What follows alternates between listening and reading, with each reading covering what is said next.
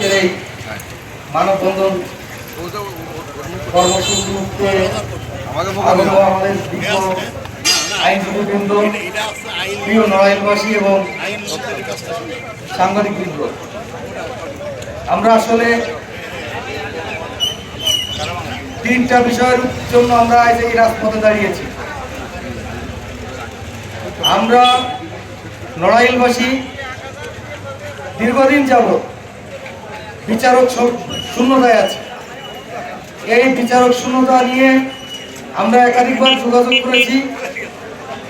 বলেন যে এই হচ্ছে, কিন্তু আসলে হচ্ছে না। আমরা একটা বিচারহীনতার ভিতরে পড়ে গেছি, বিচারক শূন্যতায়। আমরা এই বিচারক স্বল্পতা, শূন্যতা দ্রুত যাতে আমাদের এখানে বিচারক প্রদান করে নড়াইলবাসীর বিচারহীনতার যে সংস্কৃতি শুরু হয়েছে এর থেকে পরিত্রাণ করেন বর্তমান সরকারের মাননীয় আইনমন্ত্রী, এই দাবি আমরা জানাই। পাশাপাশি আমাদের এখানে যে সিজিএম কোর্ট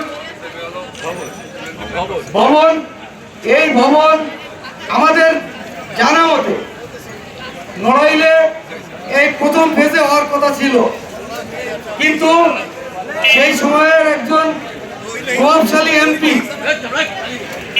যে বলা হচ্ছে যে কি অশুভ শক্তি বা কালো শক্তি, সেটা হচ্ছে একজন এমপি। সেই এমপি ডিও লেটারের কারণে আমাদের এখানকার জমি অধিগ্রহণ থেমে যায়, বন্ধ হয়ে যায়। পরবর্তীতে যাই হোক, একজন এমপি ছিলেন, আরেকজন সরকারের ঊর্ধ্বতন কর্মকর্তা ছিলেন সে 11 সালের সময়।